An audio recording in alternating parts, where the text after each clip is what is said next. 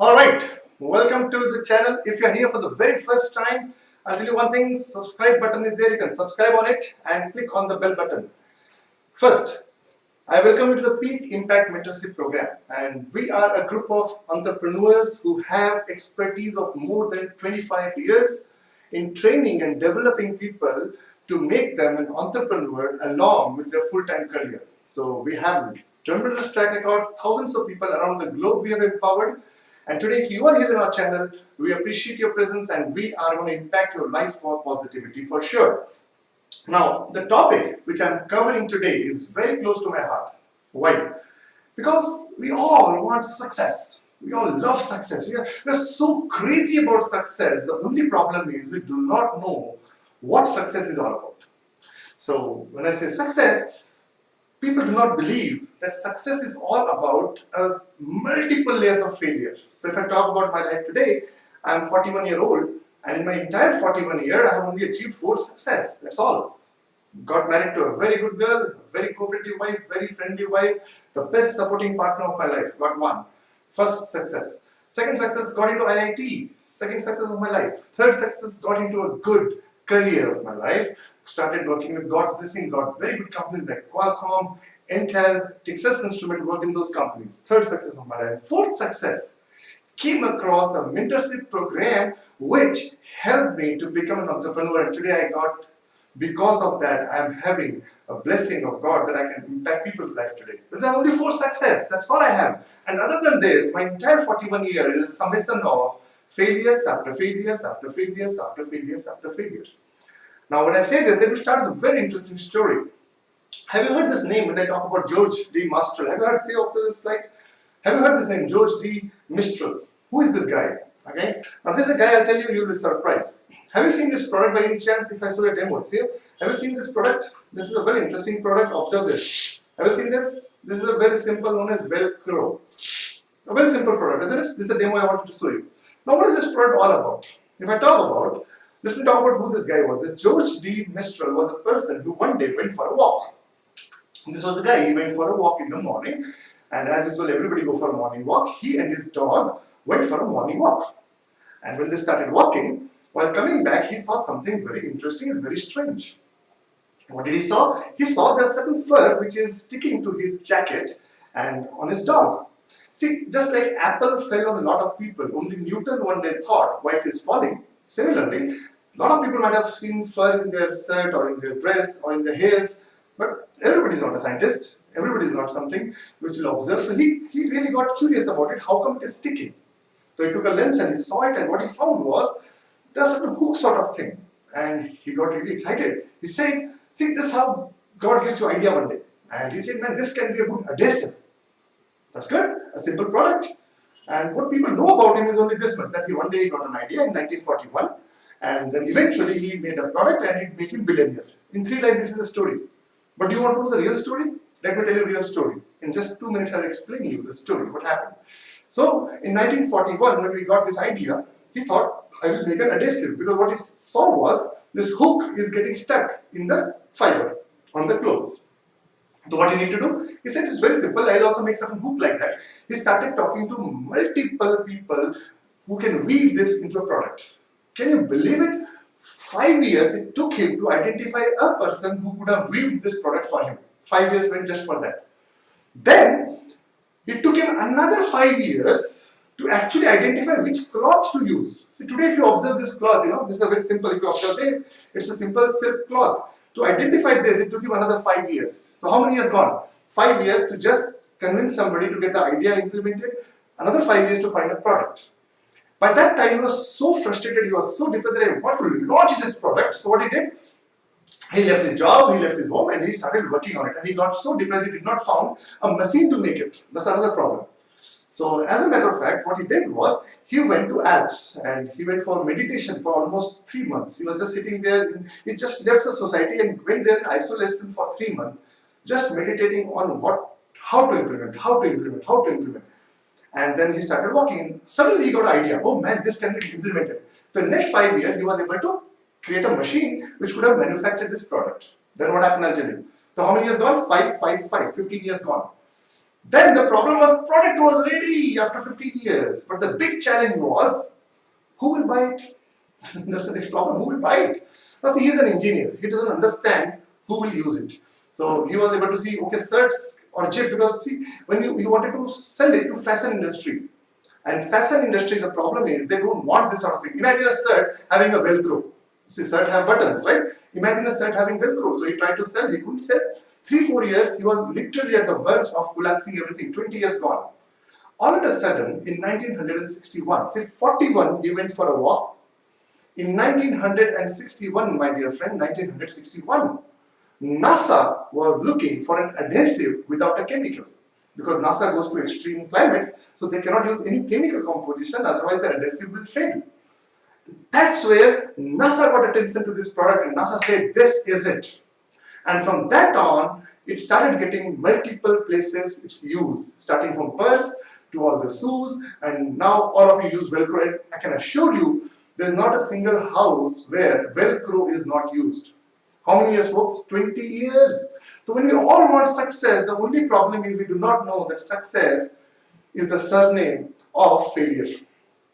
I repeat again, success is the surname of failure. Without failure, there is no success at all. So let me start with it. So I'll give you fundamental concepts of why we are so apprehensive about failure, why we cannot handle failure. And I'll give you 5 traits which, if you can do, you can handle failure very effectively. So let's start step by step. So this is what it is, and when he was frustrated, he gave one of the very good quotation. Observe this quotation, okay? The quotation he said was, there are 2 ways a man can be doomed. There are 2 ways a man can be doomed. One by women and one by ideas. And ideas are sure not going to doom you. That's what, I mean, when he was frustrated for 15 years, that's the quotation he kept repeating for his whole life. Then, next, 3 questions. So I'll start our discussion with 3 simple questions. Question number 1. What is the main difference between achievers and people who don't achieve much? What makes them excel? And most importantly, why do some people skyrocket and some people just plummet? Why? Is a question mark. Answer is very simple. Suddenly all people want to be, who in this world want to be average? If I ask you right now, do you want to be average? What will you say? No, I don't want to be average. But the question is, everybody believes that I'm not an average. But the only difference between achiever and average is achievers let the average far behind in the sand that it's a distant memory for them. That's the only difference. Now, let me talk about fatal assumptions, that why people fail and what assumptions they carry. See, I meet a lot of people. Almost every day I meet 1 or 2 new people and to mentor them. A lot of people come to me for mentorship programs. They say, mentor me, I want to become successful. And I start, and the moment I start telling them, you know what, first excuse they'll give? Oh, sir, you know what, my family background is different. You don't understand, my family background is different. I don't come from good family, I don't come from culture family. And do you know a lot of people who were having good families, but they don't achieve much? Don't we know a lot of people like that? And don't we know enough people who were not in 11? Recently there's a very viral video of a lady who is, she got an audition in singing. She was a beggar, by the way. Isn't it true? See, a lot of people have a lot of good opportunities, a lot of good family background, but they achieve nothing. And then there are a lot of people who are simple background people, but they achieve a lot of things. So family cannot be the excuse for sure. Second thing they say, if you observe the second thing, they say wealth. Oh, I'm not rich. Oh, really? Is it the case? Do you mean rich people only become successful? Is it the case? Check it out, folks, in the history. Majority of the people who have created history in the world, they were not from rich family. Check it out. Steve Jobs, orphan. Almost all the people, if you observe Ambani families, I'm not talking Ambani brothers, I'm talking Ambani, the original Ambani. The guy who started, he was a petrol pump filler. You show me one person, I mean, I can tell you name after name after name after name after name who were simple background people. They didn't have any money also, but they eventually created something great. So that is also not a solution. Third point, they feel God didn't bless you with an opportunity. I'm telling you a secret today, okay? Note it down. I'm telling you a secret. And this is a secret which very few people are aware. And today you will be knowing it. The secret is, God will knock your door 5 times in your life. Trust on me, only 5 times. In my 41 years, I can assure you, it only knocks 5 times. Every day opportunity doesn't come, and whenever it comes, opportunity comes with a very, very dirty wrapper known as problems, known as difficulties. People, what they believe about opportunity and what actually is the opportunity is, opportunity has a wrapper which is very ugly, difficult, problem, impossible. These are the words around which this wrapper opportunity is inside. And you'll always find that there's opportunity. If you want to understand how opportunity comes, search in my YouTube channel, you will find a very interesting video of around 45 minutes, GPS of your dream. In that, I have explained in minute detail how to actually identify opportunities. Very amazing thing. I've taken you through 6 steps which a person has to go through for an opportunity. That means opportunity is also not a problem. Because there are enough people who got great opportunity, did nothing out of it. There are enough people who did not got opportunity, but they created opportunity. Isn't it what this Velcro guy did? What he did? Was he having an opportunity? Check it out. He got an idea, and after that, how many years he persisted? 20 years. 20 years. Was there an opportunity? No. He didn't know how to design a product. Once the product was designed, he didn't know how to market it. But 20 years, he persisted after persistence after persistence. What happened? The output was he got success out of it. And that is the problem. So when people say I didn't got opportunity, what they are trying to tell is this: I don't have a persevering capacity. That's what I understand. Because if you have perseverance capacity, there are enough opportunities. There's a last part I say. There's four fatal assumptions. What are they? Let's repeat again. 4 fatal assumptions. Assumption number 1. I do not have a good family background. Assumption number 2, I do not have wealth. Assumption number 3 is I did not got opportunity. And assumption number 4, absence of hardship. They believe success will come naturally. Why is it like that? You know what, I read a very good book, Stay Hungry, Stay Foolish, by Rasmi Bansal. And she says about, in that I think there's a chapter in which there's a quote by Narayan Murthy. I'm not very sure by the way, but I assume it is from that only. And he says, overnight success, I repeat very slowly, overnight success is a 10 years journey. Overnight success is a 10 years journey. When you see somebody successful, you do not see the behind 10 years. Nobody sees it. The 10 years, nobody sees it. And that's where the problem is. Because the moment you see somebody successful, you start putting a lot of assumptions. So these are 4 fatal assumptions. If you can handle these assumptions, then come to the next chapter. Chapter is. So for that, I'll show you 2 examples. Because I'll give you 2 practical examples. I'm sure one I'll give you a movie. Another example I'll give you of an author. The movie, I'm sure you might have seen the movie Jurassic Park. Who is the director? Steven Spielberg. 2 good movies. I am personal big fan of Jurassic Park, and another movie, if you have not seen till date, you should see it. If you are a leadership, if you keep interest in leadership, there's an amazing movie, The Lincoln. The director of this movie is Steven Spielberg. So let me tell you good news about Steven Spielberg. He could not clear his exam. The world's #1 director could not even clear the exam of movie direction. Can you believe? The best director in the world could not clear movie direction. Second option is J.K. Rowling. We talk about family, we talk about wealth. Let me tell you the background of J.K. Rowling.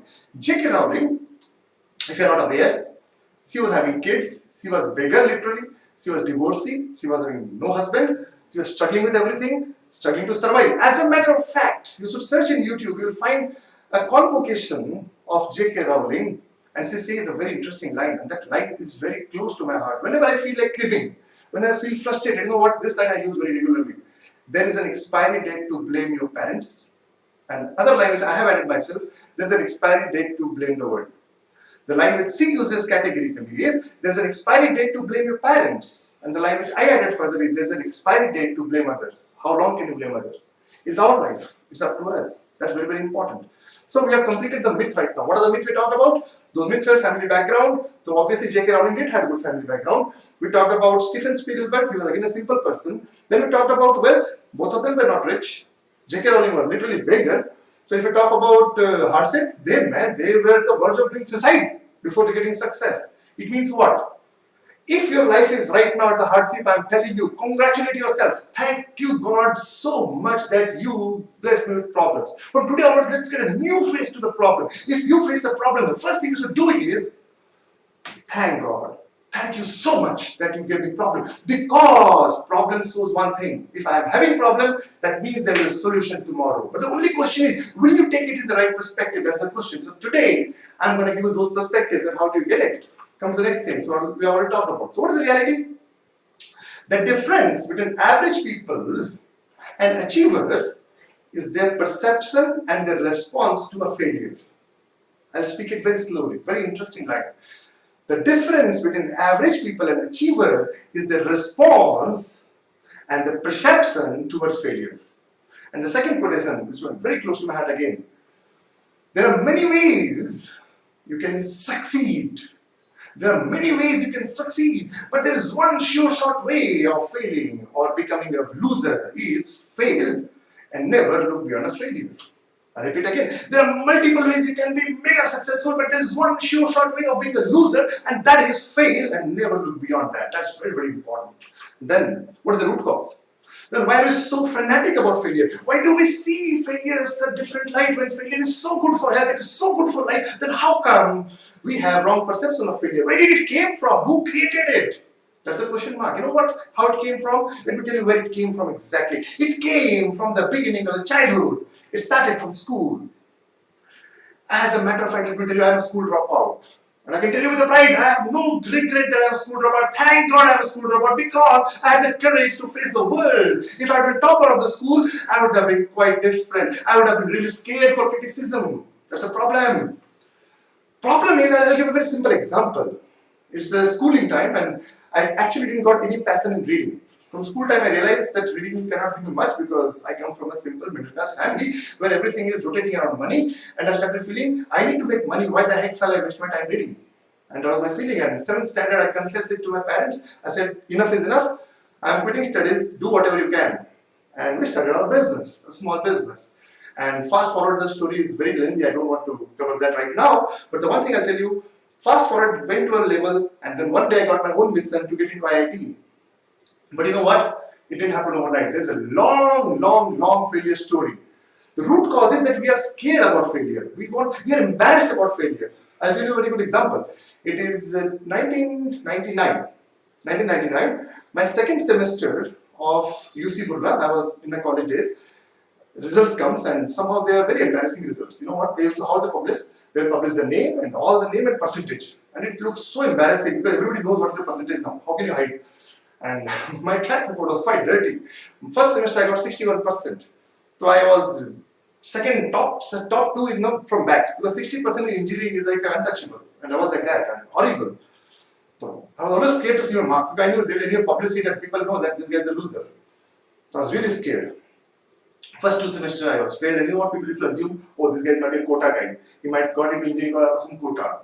But I'm Brahmin, I have no quota in my life. No quota at all. If there are some seats, I have to fight for all the seats. I do not have even one reservation for anything. Being a Brahmin, 0 reservation. So they used to assume that I am a mentally weak person. You know what people, how to conclude? They conclude you are mentally weak. Because they see your results. They think, oh, this guy is mentally weak. He is having some problem. He's on a concentration, whatnot. They could have told me anything they wanted. And they wanted to say this. And they used to say this about me. And I'll tell you the way they used to treat me like that is this. When I used to be in lab, an electrical engineering lab, for first 2 semesters, you know what happened? I remember vividly. I used to go to this lab. They will never allow me to touch the equipments. Your classmates, they see my marks. So based on marks, they judge me. They judge me because I'm not smart. So don't touch the equipment. So they used to take all the equipments. And I was in the behind burning and reading. I was reading and reading. That part nobody sees. And then 3rd semester, I remember vividly. 3rd semester, my marks were, I'll tell you, my marks were 81%. I was top 3 in the class. I went to see the mark sheet. Again, I was so scared. Actually, I wanted to go alone so that nobody is there to observe my marks. Okay, I'll tell you categorically what happened. I went slowly at a time when nobody was there. I stand and I saw the mark. I was just looking from the bottom because I knew that's my place. That's why I always belong to. I saw the place and my name was not there. So I was scared. Probably I'm failed this time. But then with courageously I went going up. My name was not there. In the class, there were 60 students in electrical engineering. I started from the 60th number and I see my name is not there. Till 40 name is not there. Trust me, I was shivering. I knew this time I'm gone. And there was a guy behind me. He was my classmate. It seems he was coming behind me and I didn't observe. He suddenly tapped on my shoulder and said, "Yeah, man, you're topper." I said, what happened? Who is topper? He said, "We see your name on the top 3. I mean, how it is possible? Do you know what happened suddenly? I'll tell you. 4 o'clock. I was in the lab. Suddenly, my classmates' response changed. They suddenly started seeing a genius in me. The guy who was good for nothing suddenly is a genius in the world. That's how it happens, folks. So let me tell you today, can you kiss failure? Can you love failure? If you want success, love it. 10 years, 15 years, love it, and then see the magical success. That's the name. That's the name of the game. And I tell you, I've seen enough criticism in our life because when you don't read in college, how do they get? This root is coming from school. In school, if you don't perform well, what happens? You are a loser. So slowly your self-image gets hurted and you feel, oh, you're good for nothing. That's what happens to most of you. Some of you might be in IGNOU college, you might say, oh, I'm good for nothing. I'm telling you, man, chances of an IGNOU guy becoming successful is much higher than IIT becoming successful. Let me give you hope today. If you're a simple housewife, chances of you becoming a billionaire is higher than an IIM guy. You know why? Because you will learn and grow. And if IIM guy start learning and growing, obviously he is dangerous. But problem is God has gifted him ego. God has gifted him a different mindset. Whereas this guy who is simple today, he is not having arrogancy. He's saying, I'm willing to learn, I'm willing to grow. And whoever is willing to learn and grow, he will succeed.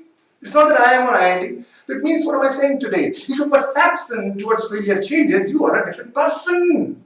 That's the game. Game is simple. Whoever does it, he does it.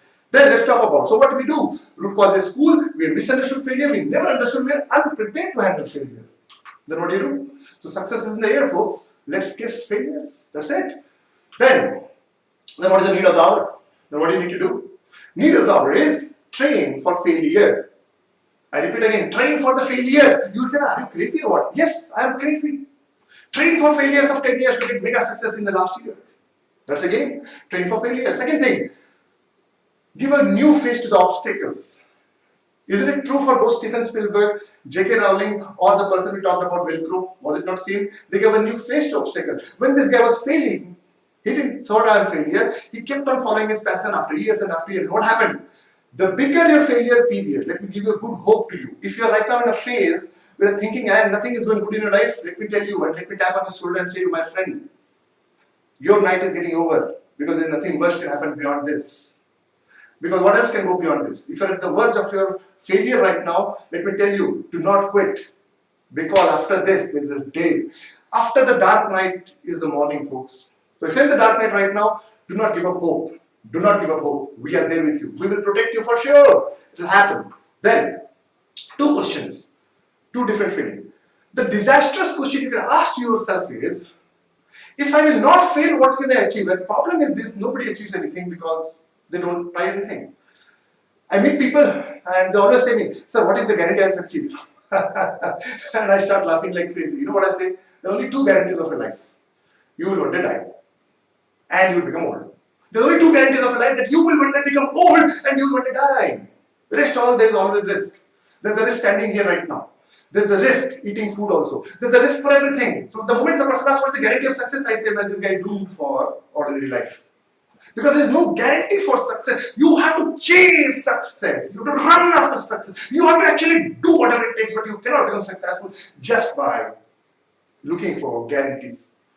Guarantees are not there in life. There is no guarantees in life. Okay? Then the second question which creates possibility is, this question is quite an important question. The question is, if your perception towards failure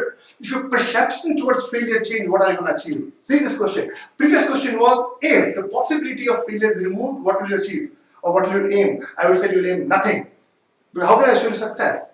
But if I give you a second question, if your perception towards failure is changed, what are you going to achieve? And that's what I do. When I meet people from all walks of life.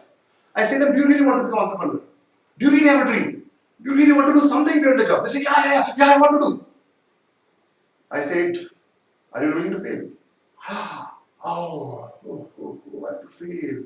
No. I thought it is quickest scheme. Forget it. There's no quickest scheme in the world. And the moment I say it will take 2 years of failing period, they say 2 years of failing period. No. And unfortunately, the potential which could have been huge, it ends up becoming simple, ordinary person. That's it. Then, let me give a good hope. Failing is eternal. That's for sure. Failing is eternal. Question is, would you fail forward or would you fail backward? Let me give an analogy, okay? Giving two comparisons. Person who will fail backward and the person who will fail forward. Difference is this. The person who fails forward, he takes responsibility of his life. Isn't it true? Can I blame others? And the people who fail backward, they blame others. Oh, it was because of this circumstance I didn't succeed. It's because of that I didn't succeed. Because of my wife I didn't succeed. Because of my kids I didn't succeed. Man, you didn't succeed because of you only. That's it. You cannot blame anybody. So, people who fail forward, they take responsibilities. People who fail backward, they always have a finger like this. And I read in this book, very amazing book, How to Win Friends and Influence People, that says the moment you put a one finger to others, four fingers are putting to you. I said, man, I'll put my hand together like this. Needless to say, I was an ordinary guy at that time. Second thing, people who succeed or fail forward, take responsibilities. They take responsibilities. And the people who they blame others. Second point we said is what? They learn from every mistakes. They learn from the mistakes. Whereas people who don't fail forward, they keep repeating the same mistake. Third point I found, they break the status quo. People who move forward in life, they break the status quo. Why am I saying status quo? Look, the time I was born, it was 1978. Okay? That time, the world, and 2019, the way it is existing, I cannot be the same person.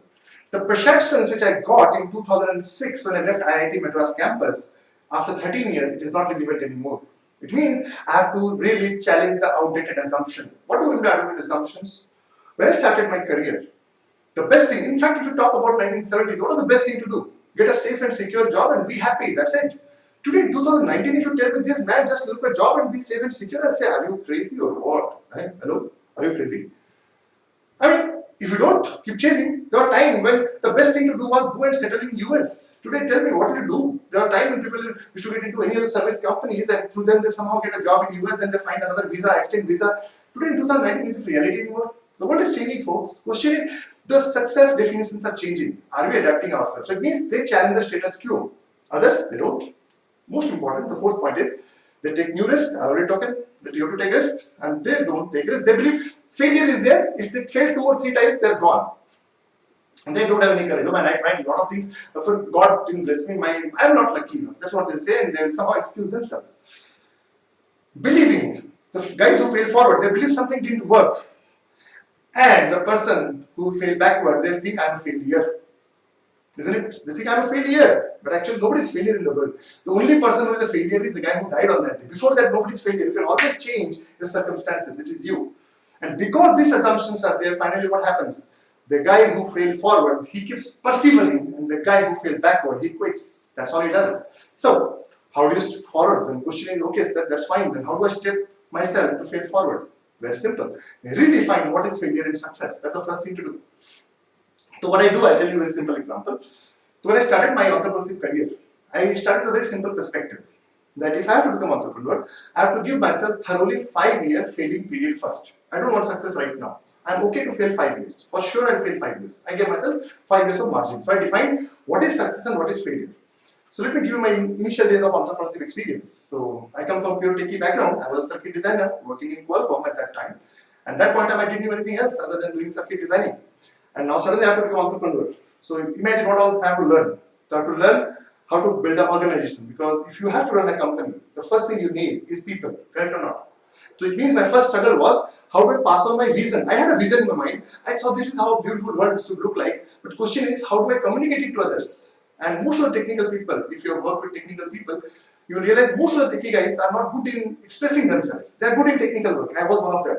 So I didn't know how to express. The only expression I was having was, if you don't like what I am saying, I get irritated with you. That was the only way of communication.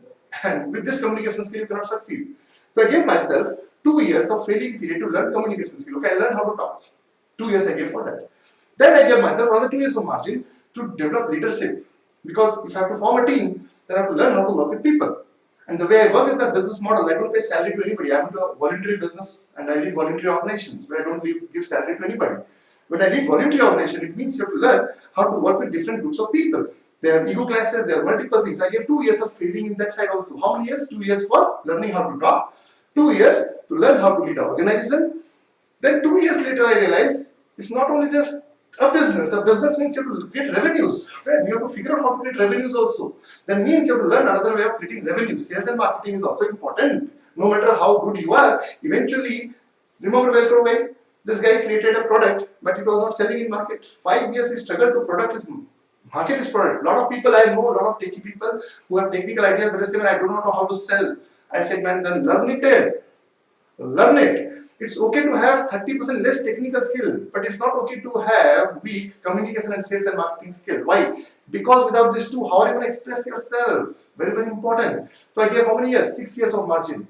The moment I gave this margin to myself, what happened now? Actually, it didn't took me that long. As a matter of fact, from 2008, I started my entrepreneurship career. In 2014, I was able to bid a DU to my job. I said, congratulations and thank you. Now I'm financially free. I don't have to work for anybody else. But you have to give margin. Now when I mentor people, I see exactly opposite reaction. They all think, sir, next year itself I want to be successful. I said, God bless you. God bless you, gentlemen. God bless you. I cannot help you because you do nothing. You will take at least 2 years to learn one skill set, and they don't have patience of learning one skill set just like that. But there are a lot of people in my team. I train them, and they have been with me for 4-5 years. Today they are a gem of a person, and they are at the verge of quitting their job. Why? Because they had patience of 5 years. Very, very important. Second thing, 4 steps to success. A very simple step to success. First thing what I said, you need a big vision. Correct or not? Perspective. So first is you need a perspective. Once you get a perspective, then what happens? Then it will lead you to perseverance. Just I told you, right? My perspective was simple. It will take me 5 to 6 years to become a successful entrepreneur. So immediately I got patience, perseverance. So perseverance gives longevity for sure. You know, if you persevere, you have longevity. Once you have longevity, success is automatic. 4 steps to success, such a simple. Then I'll give you a very simple rule of life. I read it somewhere very interesting. By the way, this is taken from the book Failing Forward. If you want to refer, this is a very amazing book.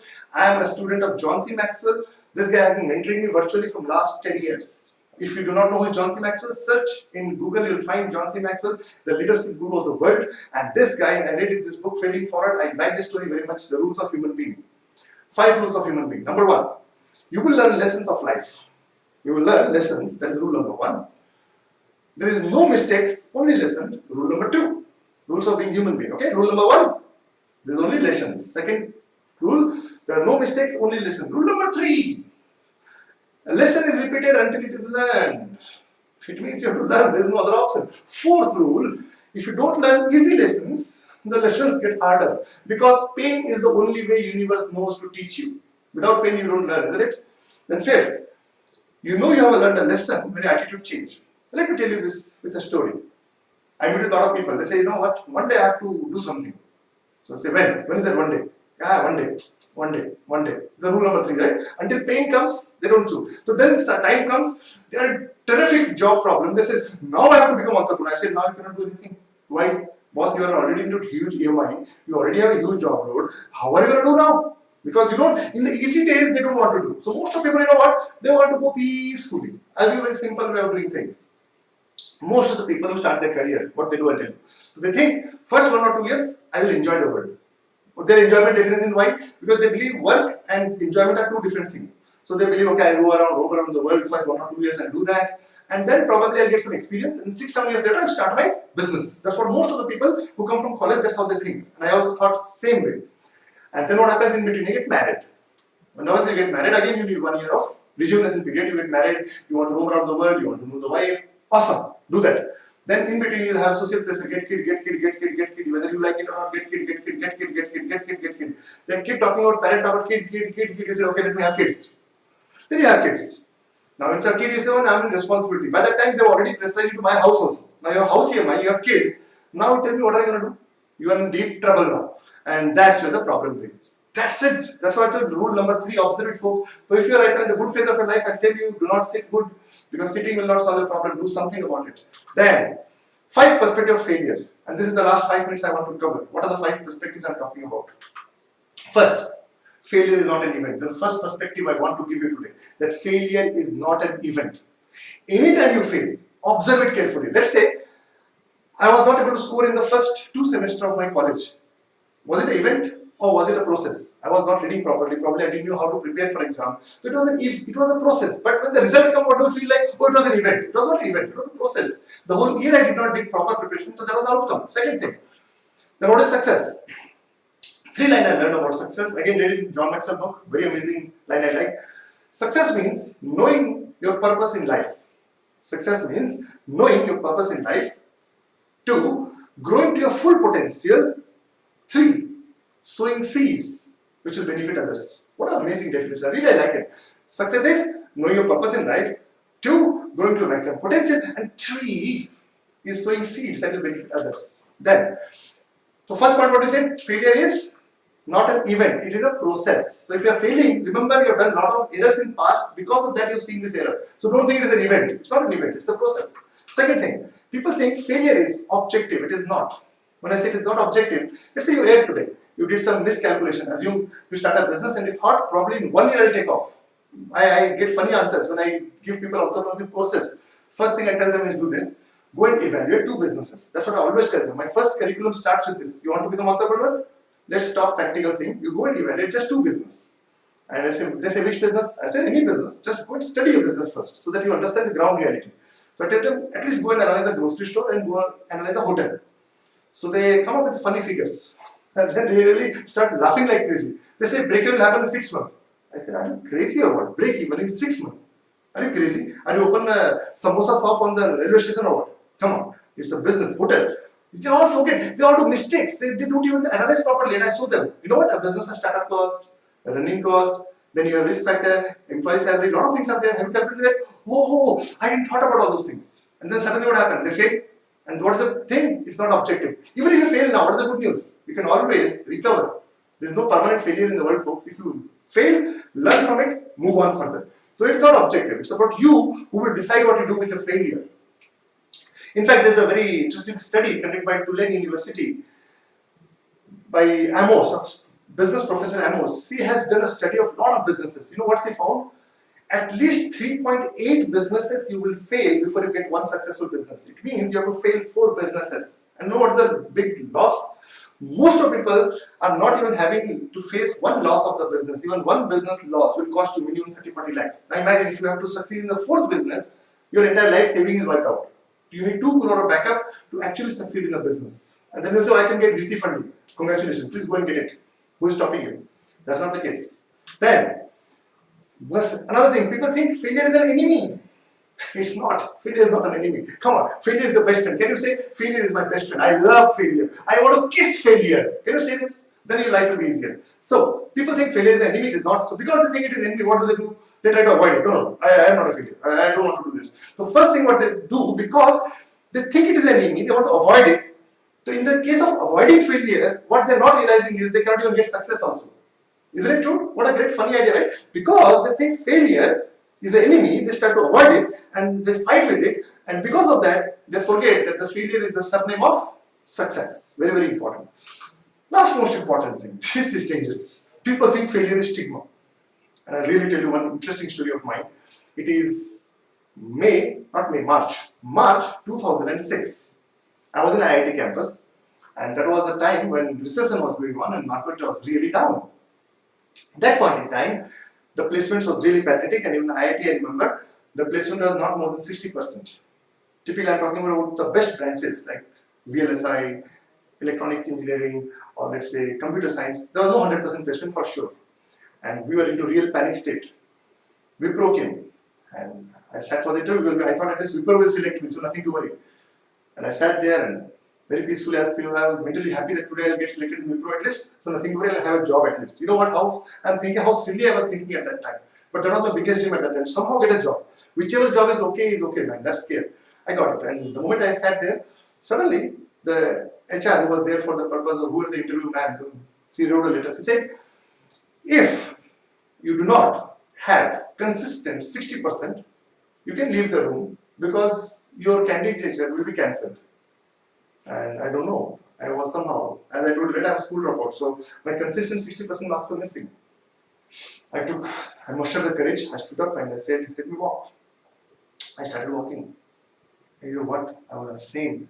I was the only guy in the entire class. It seems I didn't read the JD. In the JD it was clearly mentioned, if you do not have consistent 60% don't come. So I was the guy who didn't read it. I thought Wipro is the Indian company, at least that will take. I was embarrassed. The entire class was having 75 students. I was going out. And when I was going out, everybody was watching. Oh, this guy got 60% consistent. It was stigma, isn't it? It was painful. As a matter of fact, I've seen in my campus, a lot of people who could not get good job, they are drinking, they started drinking. Some started smoking, as if that is a solution. That is not a solution. Trust me, that is not a solution. And people did it. Why? Because the perception about failure is a stigma. Let me tell you good news. After studying for a lot, actually I got a core job. I got a job in ARM. And today, thank God Wipro did not took me. If Wipro would have taken me, I would have lost the opportunity to get into arm. But God has a plan. But imagine how terrific, how stinking that feeling was when you are going out of the campus and everybody knows this guy is a failure. How dangerous it looked like. That is what life, folks. If you want to become successful, trust on me, you cannot assume that failure is a stigma. And the most important thing, I'll tell you that excellence is very interesting. First, you are scared to be ridiculed, right? You are afraid to be ridiculed. Then you are ridiculed. 5 steps, simple ladder of excellence I'm giving you. So first you are scared to be ridiculed, then you are ridiculed. Then you are a joke. Everybody make a joke out of you. Third step. Fourth step, if you can handle this thing. In my experience, people cannot even handle the second step. They are scared to be ridiculed. The moment somebody ridicules them, they say, you don't understand. How can he say like this? Who cares? Let him say whatever he wants. Let me tell you one good news. The moment you die, they'll burn you. Do you know it? If you're Hindu culture, they'll burn you. If you're Christian culture, they will put you in the soil. Nothing will happen. Trust me. No matter what people are thinking about you, the only thing matter is what are you thinking about yourself.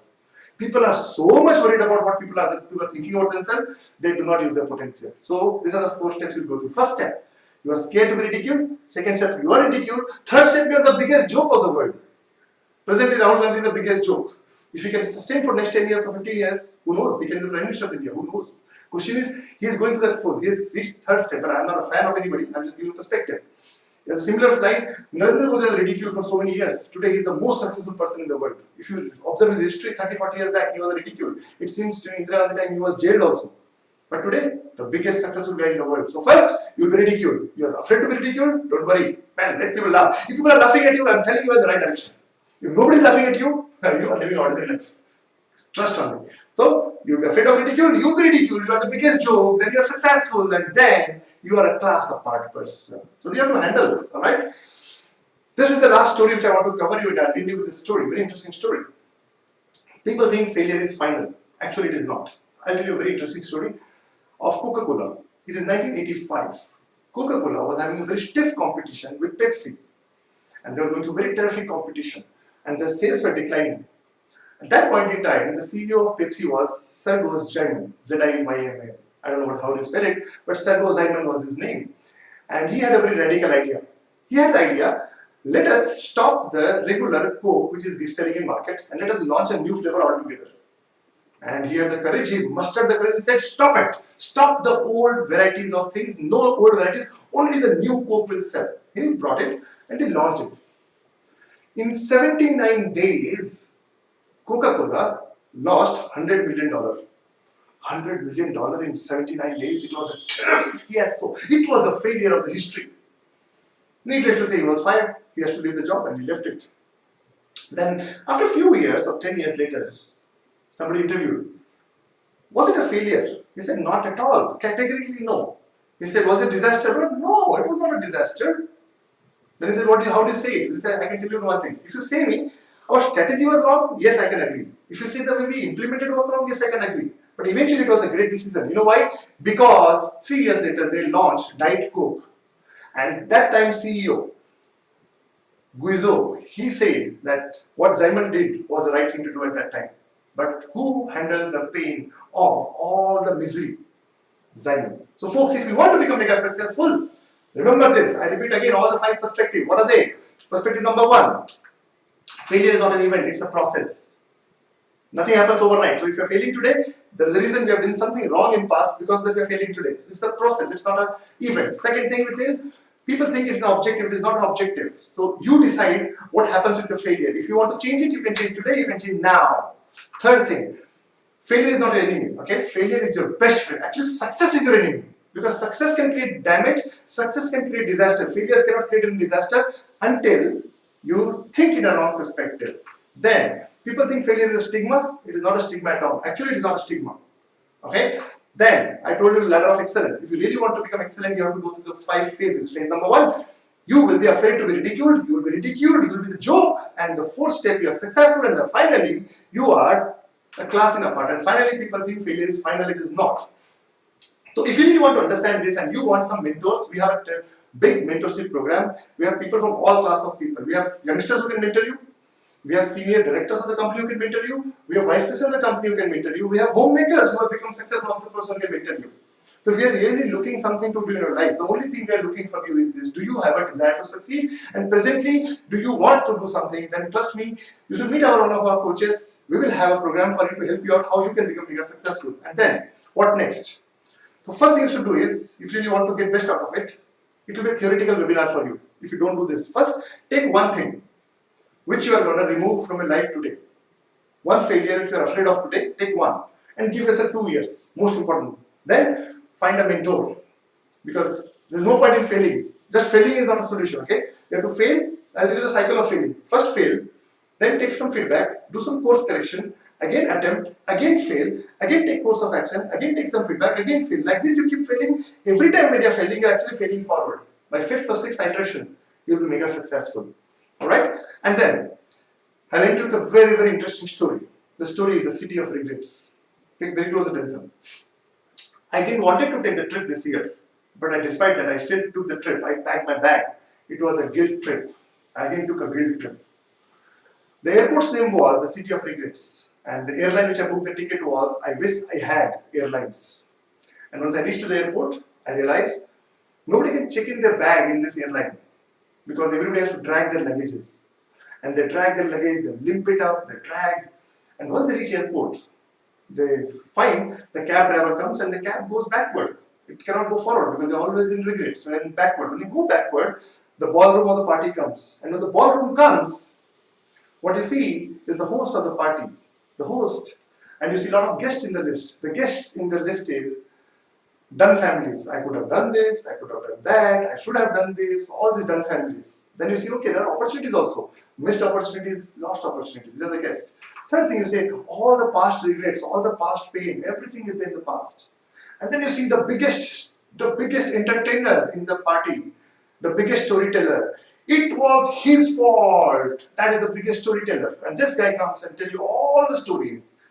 All of a sudden, now you are ready to sink in the regret and you are in the phase, oh man, my life is sucking. Suddenly you get a wake-up call. And what you realize, folks, I can stop this guilt trip, I can stop this regret party now and start my day today. It was great talking to you, and I'm sure you will take at least one initiative and take out of the failure from your life. It was great talking to you. See you in our next webinar. If you have not subscribed yet, subscribe to our channel. I'll meet you next Friday with a new topic, with something which can impact you. See you. Until then, goodbye. Thank you so much.